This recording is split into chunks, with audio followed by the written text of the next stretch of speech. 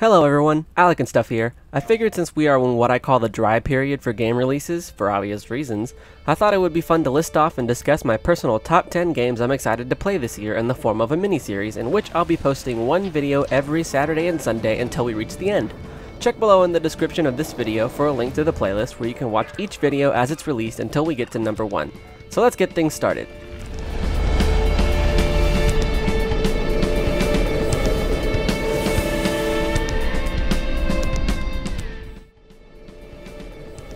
Starting things off is a game that I believe has a lot of potential to be great if it can pull it off correctly, and that game is No Man's Sky.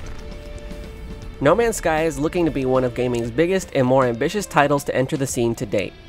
Whether it be because of the expansive universe, feeling of a living environment, or the futuristic visuals, this game caught my attention as soon as it was announced during E3 2014. The reason I mentioned earlier that it has potential, if it can be pulled off correctly, is that my only concern at this point when you visit the vast galaxy and explore the randomly generated planets and wildlife is whether or not the differences from one planet to the next will be big enough to matter in the eyes of the player. What I mean by this is that while the amount of content to be explored is impressive, it can be easily made monotonous if the material from planet to planet doesn't differ enough to constitute the exploration.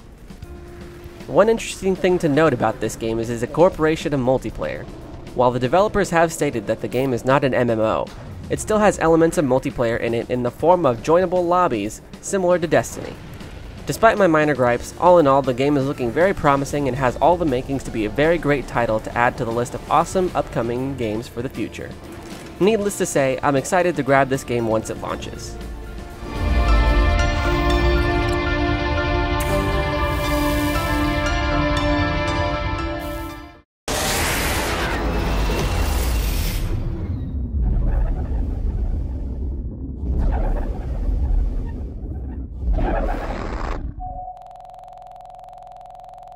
Squid Hat.